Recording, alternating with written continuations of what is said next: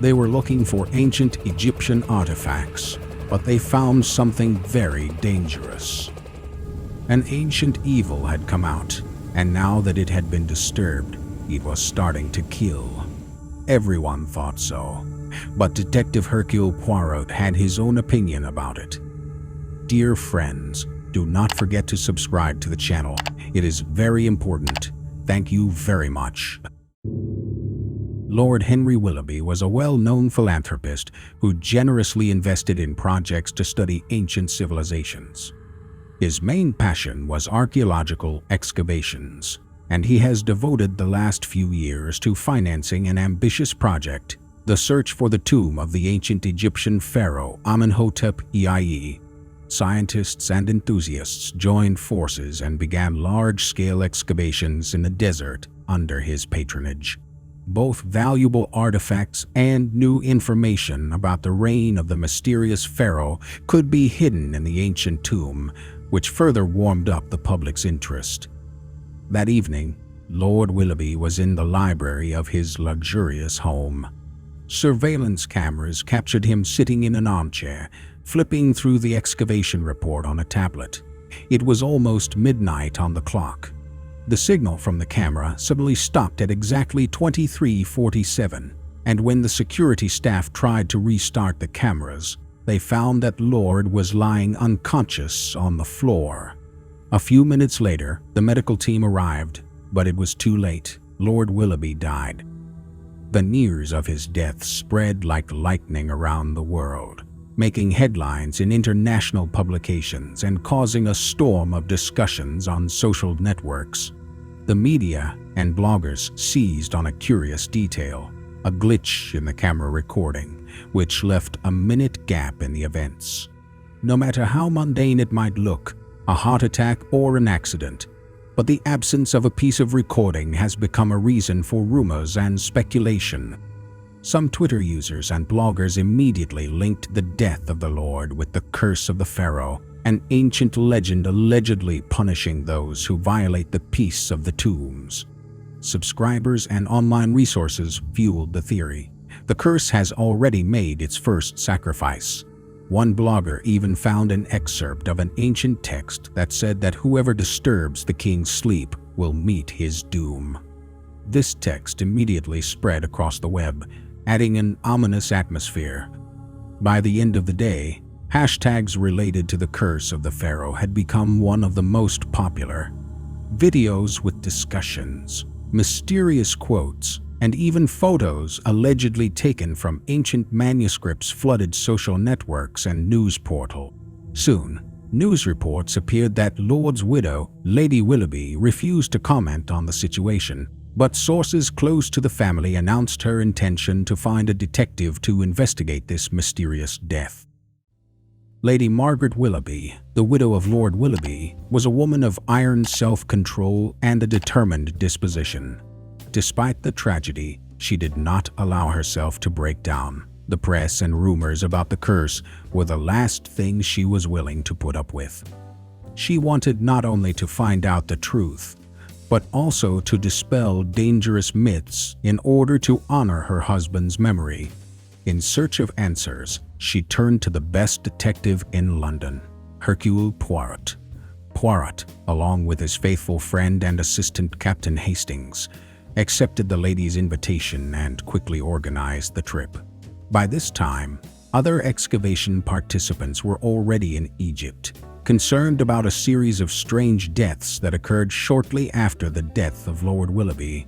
When the plane landed in Cairo, Poirot and Hastings were greeted by local journalists and photographers, trying to catch them on camera and asking questions about the curse of the pharaoh. Poirot politely but firmly declined to comment, making it clear that the investigation would be conducted with an open mind and strictly on the facts. They arrived at the excavation site, a camp located on a remote desert site surrounded by sand dunes and sun-scorched earth. Since the work began, the excavation site has become a real base with modern technologies. Snow-white tents with air conditioning were everywhere, and a hangar with drones and equipment for laser scanning of ancient objects was located nearby.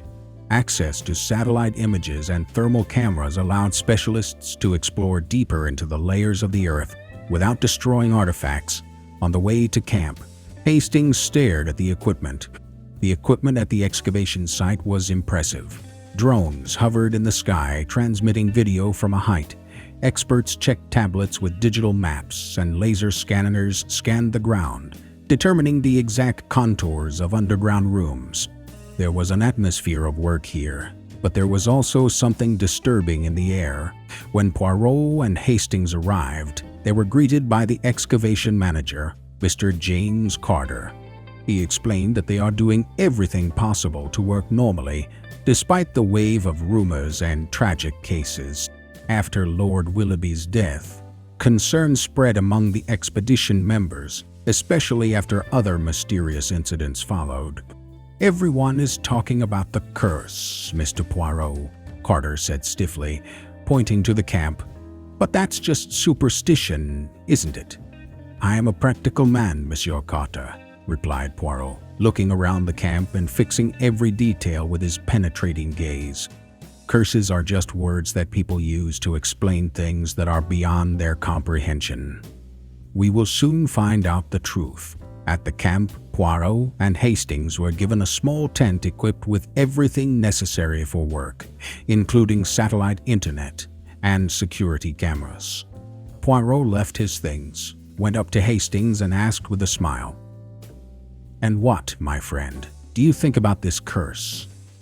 "I must be an old-fashioned man, Poirot," Hastings said, "but even I understand that with such technology, the curse could be, well, at least falsified."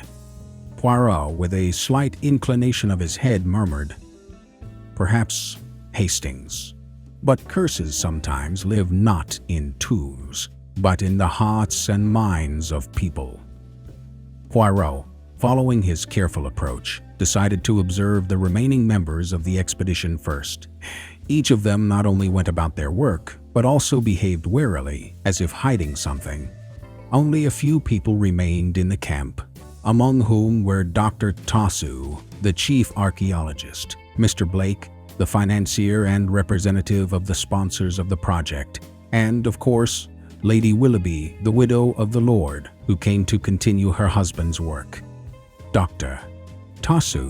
Antonio Tossou, an experienced archaeologist who has devoted his career to the study of ancient Egypt, was noticeably tense.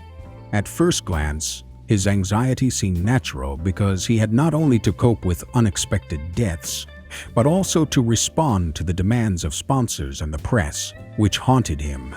Dr. Tossou was introverted and focused on his work, rarely engaging in conversation. But Poirot noticed that the doctor showed a completely different face on social networks. He shared photos of the excavations, proudly showed off the found artifacts, and regularly posted pictures with expensive accessories, hinting at his well-being. It seemed strange to a humble scientist. Mr. John Blake, a financier and representative of a major sponsor of the project, looked like a practical man and seemed to treat the excavation as a business investment. There was disappointment in his gaze, which he tried to hide behind a pleasant smile. Mr. Blake liked to repeat that in archaeological excavations he was interested not only in scientific discoveries, but also in the potential profit that could be extracted from the artifacts found. Poirot noticed that Blake often browsed the news and financial applications on his phone. In addition, he actively blogged, where he hinted at mysterious events at the excavations, fueling interest in the project. This blog went viral, and it was Blake who was one of the first to hype the story of the curse of the pharaoh on the internet. Lady Willoughby, Lady Margaret Willoughby, the Lord's widow, maintained a calm dignity, but her presence at the excavation site felt like something alien. Her clothes and manners, unaccustomed to the heat, betrayed a woman far from the hardships of archaeological excavations. She seemed more interested in maintaining public opinion and preserving her husband's reputation than in the actual research process. From time to time, Lady Willoughby communicated with journalists, giving concise interviews and maintaining interest in the project. Poirot noted that there were no photos from the excavations on her social networks, but she regularly posted photos from London charity events, as if emphasizing her position in society and distracting attention from the dramas unfolding in Egypt. A few days of observation allowed Poirot to notice and compare the small details that formed an alarming picture. It seems that each of the participants had their own secret goals and motivation. Dr. Tossou and Mr. Blake, although they worked together, openly distrusted each other. Their conversations concerned only scientific matters, but Poirot felt that their hidden rivalry might have been caused by something more personal. After the observations, Poirot invited Hastings to discuss his suspicions. "These people, Hastings," said Poirot, sitting in the shade of the tent and watching the excavations. "They are not just exploring ancient relics. Everyone here has their own ambitions, which are not necessarily related to science." "Do you think one of them is involved in these deaths?" Hastings asked, glancing at Dr. Tossou, who was enthusiastically examining the finds. "Perhaps," said Poirot. "Each of them is hiding something. And in the modern world, this is especially noticeable through the little things. Publications on social networks, scraps of conversation, small details that escape others, but not Poirot." With that, Poirot took out his tablet and, flipping through photographs and notes, reminded himself that human secrets can be found not only in words, but also in the digital footprints they leave everywhere. It had been several days since Poirot and Hastings had settled in the camp. Hercule Poirot was still watching the members of the expedition, concentrating on their every movement and gesture. He noticed that Dr. Tossou was becoming more and more restless. The archaeologist spent a lot of time alone, often retiring to his tent for long conversations on his cell phone. This man, who had previously been immersed exclusively in research, now seemed to be engrossed in some kind of internal conflict. One evening, when the sun was already setting, there was an unexpected commotion in the camp. The operator of one of the drones monitoring the excavation site noticed that Dr. Tossou had left his tent, heading towards a remote corner of the excavation where he was rarely seen. The drone footage showed him walking at a brisk pace, occasionally looking at the phone screen and then pressing it to his ear as if talking to someone on speakerphone. The doctor reached a small deserted area, stopped and was intensely discussing something with an unknown interlocutor, expressing extreme anxiety with gestures. His movements became more and more abrupt, and his face became more and more anxious. At one point, he made a sharp gesture as if trying to interrupt the conversation, but immediately clutched his chest and fell to the sand. The drone recorded his fall, and after a few seconds, Dr. Tossou remained motionless. By the time the rescue team reached him, it was too late. The doctor was pronounced dead, and his death sparked a new round of rumors about the curse.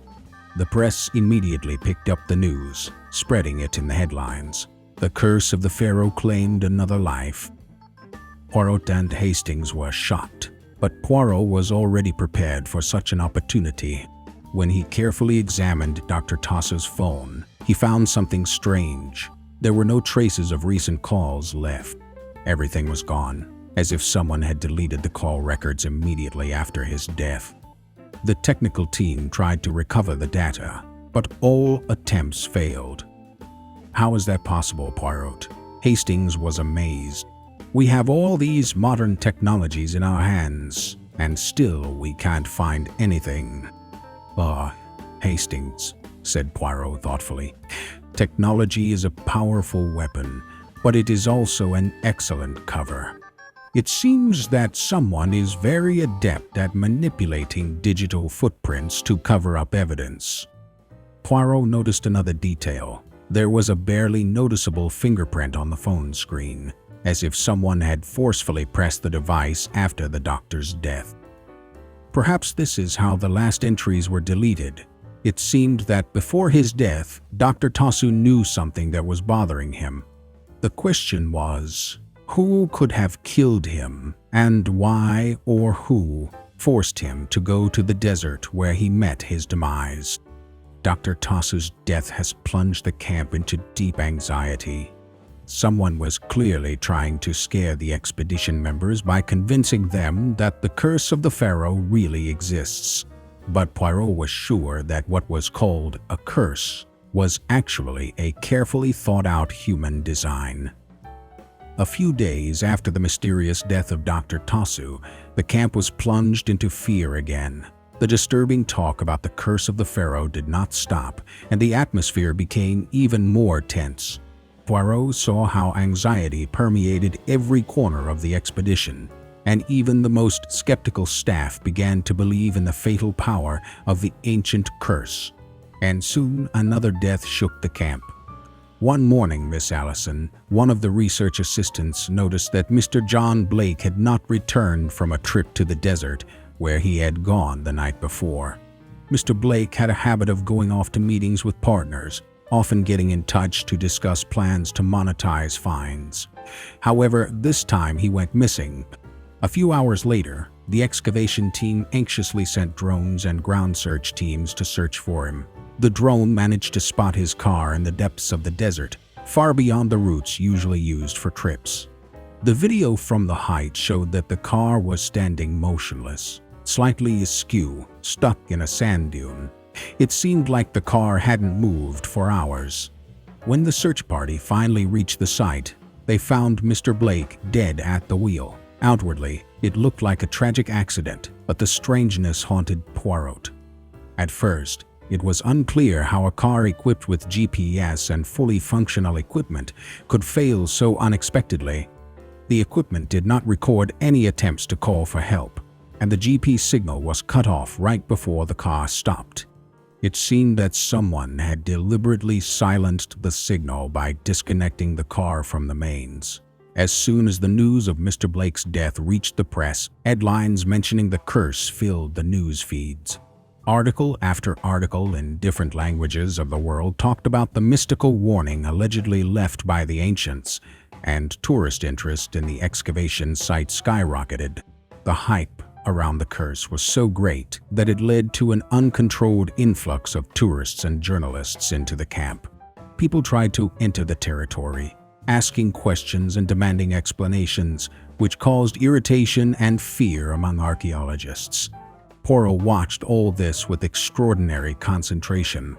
Mr. Blake's death, like that of Dr. Tossou, looked carefully planned, but arranged in such a way as to evoke a sense of mystery and fear.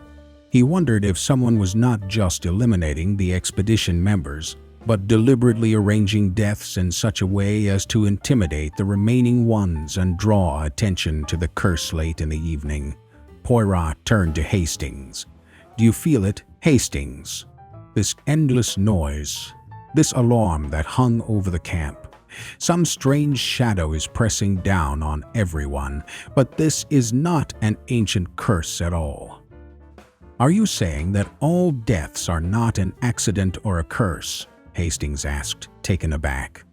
"I mean that every step, every fear here is not an accident," replied Poirot. "There is something that unites all the dead, and I am sure that this is not a mystery, but a calculated human plan.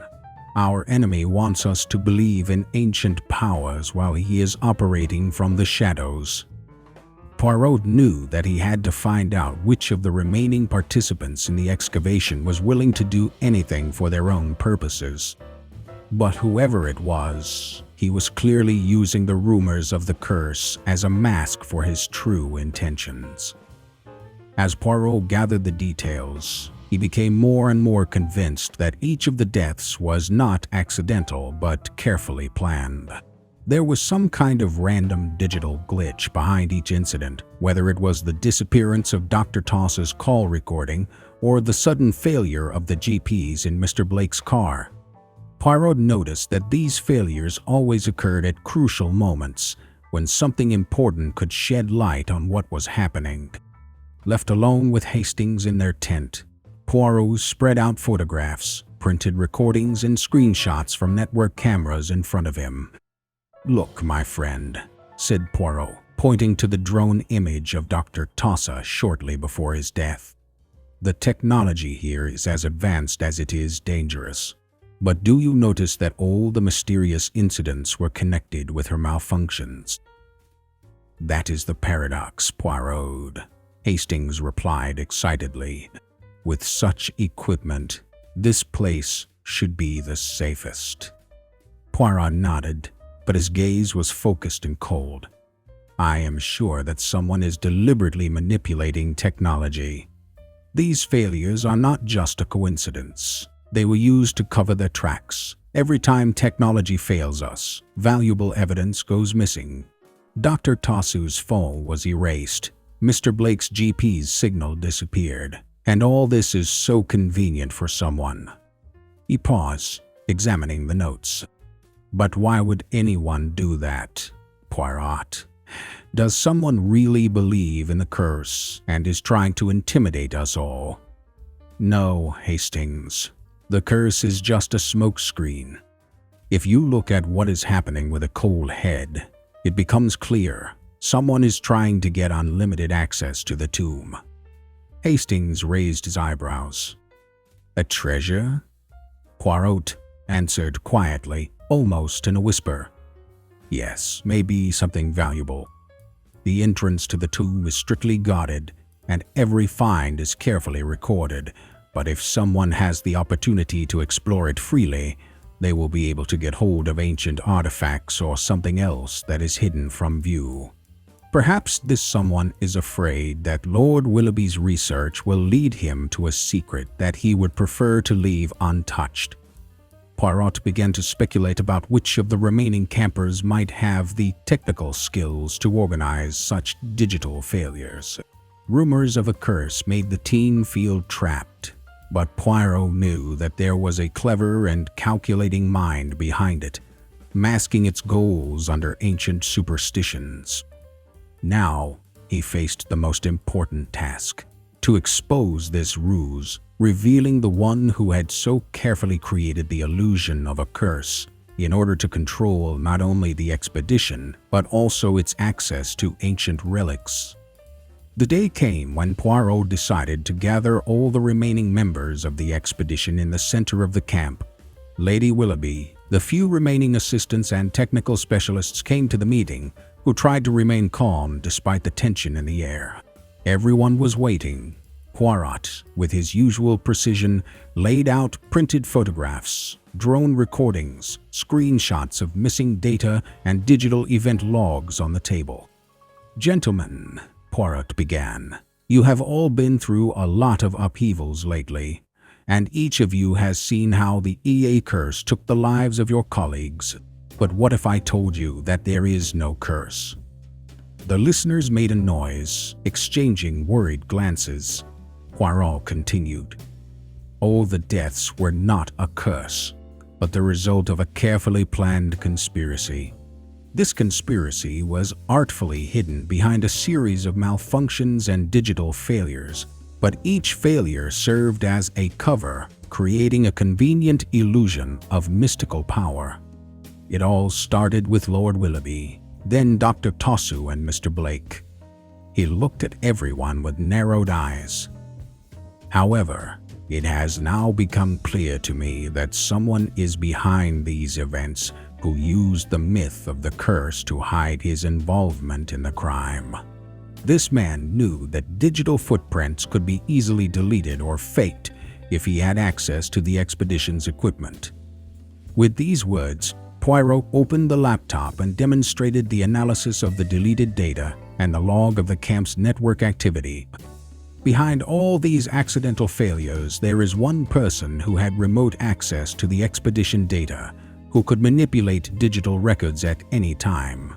Each time after a suspicious incident, certain digital traces were erased, as if they did not exist at all.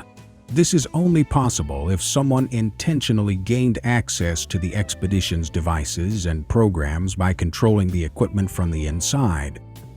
Poirot paused, his gaze lingering on one person. "Mr. Harper," he said, addressing the technician who was responsible for maintaining all the expedition's devices. "How do you explain the fact that traces of remote access to GPEs and surveillance cameras were found on your tablet?" Mr. Hopper's face paled. He tried to object, but Poirot didn't give him a chance. "I also found that on the night Dr. Tossou died, your tablet was connected to the system and was changing security settings. And on the day Mr. Blake left for the desert, the GPS was turned off remotely, and this device was connected to your tablet again." All eyes turned to Harper, who was now clearly unable to hide his panic. "Yes, Mr. Harper," continued Poirot, "you knew the value of the ancient relics, and you couldn't let others access them first. To hide your actions, you have arranged the deaths so that they look like the result of a curse. Why kill? It's very simple. Each of the dead was approaching a solution, and you wanted to get rid of them, using the fear of an ancient curse as a convenient cover." Harper sighed, and his face took on a hard expression. "And yet," he looked at Poirot, "with your methods of the last century, you were able to unearth all this." "My dear Mr. Harper," replied Poirot with a slight smile, "human vices never change with time, and you are the clearest proof of that. In this world, envy, greed, and fear have always existed, exist, and will continue to exist." With these words, Poirot and Hastings left the camp, leaving the expedition members with bitter reflections. Although the secret of the curse was revealed, it left an indelible mark on the hearts of those who encountered it. Harper was immediately captured by camp security, and soon he was urgently taken to London, where he was later convicted. And so, with the exposure of the criminal, the legend of the curse was debunked.